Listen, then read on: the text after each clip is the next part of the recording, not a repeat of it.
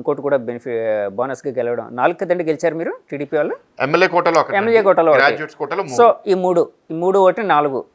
యాక్చువల్గా TDP party చాలాసార్లు అంటే ప్రత్యర్థులు చెప్పేదాని ప్రకారం టీడీపీ పార్టీ అయిపోయింది, చంద్రబాబు గారి వయసు అయిపోయింది, సో లోకేష్ గారు అనుకున్న విధంగా రీచ్ కాలేకపోతున్నాడు, ఆయన ఫెయిల్యూర్ నాయకుడు, ఇలా అంటే ప్రత్యర్థుల మాటలు మాత్రమే చెప్తున్నాను.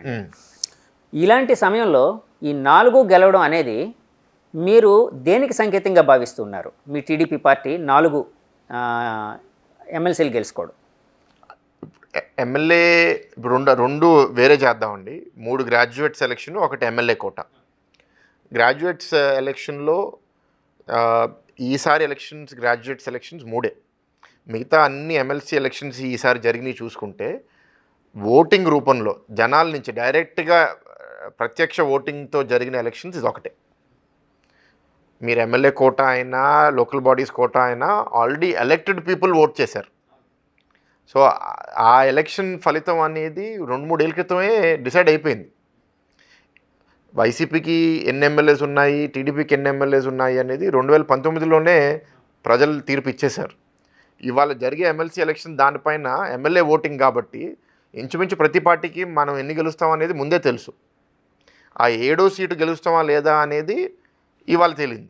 కానీ గ్రాడ్యుయేట్స్ ఎమ్మెల్సీ ఎలక్షన్కి వచ్చేది డైరెక్ట్గా ఓటర్ దగ్గరికి వెళ్ళాం. దీని ప్రత్యక్షత అది. ఇప్పుడు 3లో 3 మేము గెలవడం అది నేను కూడా ఊహించలేదు.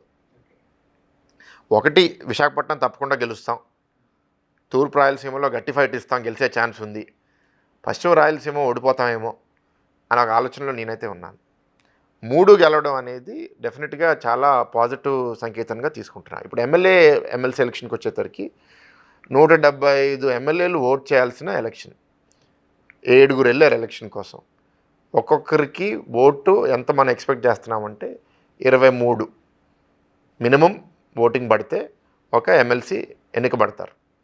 మేము గెలిచింది 23 ఎమ్మెల్యేలు, దాంట్లో 4 వెళ్ళిపోయారు. సో మనకున్నది 19. సో 23 సంఖ్యగా ఓటింగ్ పడిపోతే మేము గెలవలేము. మా దగ్గర నుంచి వెళ్ళిపోయిన వాళ్ళు అయితే మాకు ఓటేయరు, మాకు 4 ఓట్లు కావాలి. మేము పవర్లో లేము, తెలుగుదేశం పార్టీ చచ్చిపోయింది, చంద్రబాబు నాయుడు గారికి భవిష్యత్తు లేదు అని చాలామంది అన్నారని మీరే అంటున్నారు. అదే నిజమైతే అంత బలమైన రూలింగ్ పార్టీ నుంచి అంత బలమైన ముఖ్యమంత్రి ఉన్నప్పుడు వాళ్ళ ఎమ్మెల్యేలు 4 మాకెందుకు ఓటేస్తారు? అంటే చంద్రబాబు గారు చాణక్యం అంటారా? కాదండి, నాకెంత చాణక్యం ఉన్నా సరే ఎమ్మెల్యేలు మూర్ఖులు కాదు కదా. వాళ్ళ సొంత భవిష్యత్తుని తాకట్టు పెట్టరు కదా. ఇప్పుడు ఉన్న దుర్మార్గపు ప్రభుత్వం మీద నేను కానీ అగెన్స్ట్గా చర్య తీసుకుంటే రేపు నా భవిష్యత్తుని శూన్యం చేసేస్తారని వాళ్ళకి ఆ భయం ఉంటుంది కదా. అయినా సరే ధైర్యం చేసి 4 వైసీపీకి చెందిన ఎమ్మెల్యేలు మనకి ఎవరు వేసారో తెలియదు, వాళ్ళు 4 సస్పెండ్ చేశారో అది వేరే విషయం. అదే ఎందుకంటే అది సీక్రెట్ బ్యాలెట్, వాళ్ళకి ఎట్లా తెలుసో ఇంకా నేను ప్రశ్నిస్తాను. కానీ 4 మాకు ఓటేశారు అంటే జనాల్లో తీర్పు మారుతుంది. ఆ ధైర్యం చేసి ఇంకా సంవత్సరం ఉన్నా సరే కొంచెం తెగింపు ఏదో కారణాల వల్ల ఇంకేదో సమస్యల వల్ల వచ్చి ఓటేశారు. సో లీడర్స్ కూడా ఇవాళ తెలుగుదేశం పార్టీకి మళ్ళీ ఒక ఊపు వస్తుంది అని దానికి ఎగ్జాంపుల్ నెక్స్ట్ ఎలక్షన్లో టీడీపీ రాబోతుందని వాళ్ళు ఏమైనా ఊహించారంటారా? That may be one of the factors. Sir ఆ 4 నిజంగా తెలీదా మీకు? ఇంటర్నల్గా మీకు తెలుస్తుంది కదా సార్? నాకు తెలియదండి, నిజంగా తెలియదు. అంటే ఎందుకంటే మీ నాయకులకి ఎంత లేదన్నా కూడా తర్వాత అయినా వైసీపీ వాళ్ళు అనడం ఏంటంటే ఆ సీక్రెట్ బ్యాలెట్ మీద ఏదో నంబర్ ఉండింది, ఆ నంబర్ మేము ఎవరికి ఇచ్చామో మాకు తెలుసు, అందుకే ఎవరేం ఓటేశారో మాకు తెలుసు కాబట్టి మేము సస్పెండ్ చేస్తున్నాం అని అన్నారు. న్యాయంగా మాట్లాడితే అది ఇల్లీగల్. అసలు ఓటింగ్ అనేది సీక్రెట్ బ్యాలెట్, ఎవరేం ఓటేశారనేది ఎవరికి తెలియకూడదు, ఆ ఎలక్షన్ ఆఫీసర్కి కూడా తెలియకూడదు. సో నాకు తెలుసు అని వైసీపీ అంటుందంటే ప్రజాస్వామ్యాన్ని వాళ్ళు కూనీ చేసినట్టే. మరి దాని మీద మీరేం ఫైట్ చేయట్లేదండి పార్టీ పరంగా? ఎందుకంటే ఒక ఇల్లీగల్ అని మీరే అంటున్నారు. అంటే వీడియో ప్రూఫ్తో ఇక్కడ ఎమ్మెల్సీ అభ్యర్థి ఇంటిలో సిల్వర్ బిల్లులు దొరికితే కూడా అది సీజ్ చేయడం కాకుండా పోలీస్ బందోబస్తు బయటకు పంపించారంటే ప్రజాస్వామ్యం అసలు ఏ పరిస్థితుల్లో ఉందో ప్రజలందరూ గమనించాలి. అసలు ఇంత చిన్న విషయాన్నే మేము పట్టించలేకపోతే అంత పెద్ద విషయాన్ని మేము ఎట్లా చేస్తాం? అది ప్రజల చేతిలో ఉంది. ఇవాళ ప్రతి వ్యవస్థ, పోలీస్ వ్యవస్థ, లేకపోతే ఇప్పుడు ఆ సిఐడి తీసుకోండి, రెవెన్యూ వ్యవస్థ, ఇవన్నీ ఒక పప్పెట్ లాగా ప్రభుత్వం చేతిలో పనిచేస్తున్నారే తప్ప కాన్స్టిట్యూషను, లాజు వాటిని ఎవరు పక్కగా ఫాలో చేయట్లేదు. అందుకే మేము పోరాటం చేస్తున్నాం. మన ప్రజాస్వామ్యాన్ని ఈ రాష్ట్రంలో కాపాడుకోవాలి అంటే ప్రజాస్వామ్యాన్ని రెస్పెక్ట్ చేసే ఒక ప్రభుత్వాన్ని తెచ్చుకోవాలి. ఇంకా మన రాష్ట్రం ఇండియా అనే ఒక దేశంలో ఉన్నాం కాబట్టి ఇంకా మాకు అంత ఆశ ఉంది. మేము ఒక వేరే దేశం అనుకోండి, ఇది ఈ మాత్రం కూడా ఉండదు ఆశ. సార్, వైసీపీ గవర్నమెంట్ వచ్చిన తర్వాత చాలా వరకు పార్టీలోని అంటే టీడీపీ పార్టీలో ఒక నిస్తేజం ఏర్పడింది. అంటే ఈ మధ్య మళ్ళీ ఒక పుంజుకుంటూ ఉన్నారు. చంద్రబాబు గారు రకరకాల పాదయాత్రలు, లేకపోతే జిల్లా కార్యకర్తలతో మమేకం అవ్వడం, చాలా చోట్లకి తిరగడం, ఆయన తన వయసును కూడా పక్కన పెట్టి తిరుగుతూ ఉండడం ఇలాగా. కానీ నేను వింటుంది ఏంటంటే సార్, చాలాసార్లు లాస్ట్ టైం ఎలక్షన్లో కూడా చంద్రబాబు నాయుడు గారు చాలా కష్టపడ్డారు 2019 ఎలక్షన్లో. కానీ ద్వితీయ శ్రేణి నాయకులు ప్రాపర్గా జెన్యూన్గా కష్టపడలేదు, చంద్రబాబు గారు గెలిపించుకుంటారు అన్న ఒక అతి విశ్వాసంతో, ఆత్మవిశ్వాసం కథ అతి విశ్వాసం అయిపోయి వాళ్ళు ఓడిపోయారు అని. అంటే చంద్రబాబు గారు చేస్తున్నంత ఇదిగా మిగతా ఈ ద్వితీయ శ్రేణి నాయకత్వం పోరాడుతుందా? ఫర్ ఎగ్జాంపుల్ మీ కాన్స్టిట్యుయెన్సీ అంటే మన వైజాగ్ వరకు ఇప్పుడు మనం మాట్లాడుకుంటే ఇక్కడ నాయకుల పనితీరు ఎలా ఉందని మీరు భావిస్తున్నారు? ఎందుకంటే పార్లమెంటరీ పార్టీ ఇన్ఛార్జిగా ఉన్నారు మీరు ఇప్పుడు.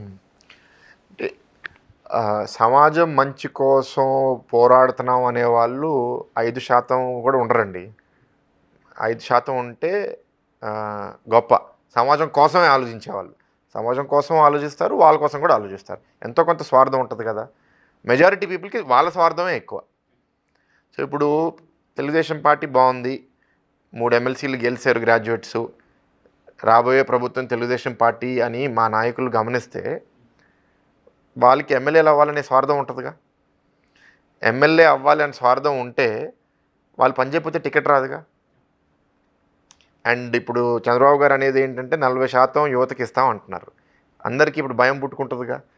20 ఏళ్ళు 30 ఏళ్ళు రాజకీయాల్లో ఉన్నవాళ్ళు నన్ను పక్కన తీసేసి ఎవరికో ఇచ్చేస్తారేమో అని ఆ భయంతో ఉన్న పని చేస్తారు కదా అంటున్నాను. అండ్ ఆ విధంగా మీరు చూసుకుంటే మొదటి 1-2 ఇయర్స్ కోసం కొంచెం యాక్టివిటీ లోగా ఉన్నా సరే, లాస్ట్ 1-1.5 ఇయర్ నుంచి బాగా ఎవరైతే ఆ మాత్రం స్వార్థం ఉన్నవాళ్ళు కూడా అమ్మో నా సీట్ నేను పోగొట్టుకోకూడదు అనేది ఆ విషయంతో పనిచేస్తున్నారు. కొందరు కమిటెడ్గా ఉన్నారు కాబట్టి వాళ్ళు ఎప్పటి నుంచో చేస్తున్నారు. కొందరికి ఏంటంటే వయసు సమస్య వల్ల, లేకపోతే ఇంకేదో సమస్య వల్ల, లేకపోతే అక్కడ కాంపిటీషన్ లేకపోవడం, ఆ పలానా నియోజకవర్గంలో కాంపిటీషన్ లేకపోవడం వల్ల వాళ్ళు ఎవరిని ఎదగనివ్వరు, వాళ్ళు పనిచేయరు. అలా కొన్ని నియోజకవర్గాలు ఉంటాయి. ఉన్నాయని భావిస్తున్నారండి? కొన్ని ఉంటాయి. మీ పార్టీలో కూడా? ఎందుకుండవు, ఏ పార్టీలో అయినా ఉంటాయి. అది 5-10 ఉంటాయి. వాటిలో ఇప్పుడు చంద్రబాబు గారు ఏం చేయాలని దాన్ని ఆలోచించాలి. సార్, యాక్చువల్గా వైసీపీ వాళ్ళు మిమ్మల్ని గట్టిగా ఎందుకు టార్గెట్ చేశారండి? కారణం ఏంటంటారు? ఎందుకంటే మీ గీతం యూనివర్సిటీ దాని మీద మొన్న మధ్య 2-3 సార్లు దాడులు చేయడం ఇలాంటివన్నీ అయ్యే కదండి ప్రభుత్వ పరంగా. అంటే మీరు ఏంటంటే అప్పీల్ చేసేది మీ నాయకులందరూ వైసీపీ వాళ్ళు కావాలని కక్షపూర్తిగా చేస్తున్నారు అని మీరు అప్పీల్ చేస్తున్నారు. అందులో అసలు నిజాలు ఏంటి సార్? జనానికి ఇప్పుడు తెలియట్లేదు నిజాలు ఏంటనేవి, మీ ద్వారా తెలియాలి. అది ఎందుకు చేస్తున్నారు అనేది మీరు వైసీపీ లీడర్స్ అడగాలి. కాదు, అంటే చేయడానికి కారణం ఏంటి? అంటే నిజంగా అది ప్రభుత్వ భూములా ఏంటి సార్? అంటే వాళ్ళు చెప్తున్నారు కదండి ప్రభుత్వ భూమి ఇందులో ఉంది. మా పొజిషన్లో ప్రభుత్వ భూమి ఉండడం అనేది వాస్తవమే అండి. ఇది 2004-05లోనే రాజశేఖర రెడ్డి గారు ముఖ్యమంత్రిగా ఉన్నప్పుడే ఐడెంటిఫై అయ్యింది. ఇప్పుడు మామూలుగా మీరు ఒక మంచి యూనివర్సిటీ పెట్టాలి అంటే ఇవాళ రాష్ట్ర ప్రభుత్వం ఏ ఇన్స్టిట్యూషన్కైనా సరే, central university, state university, IIT, IIM 100 నుంచి 500 ఎకరాలు ఇస్తారు.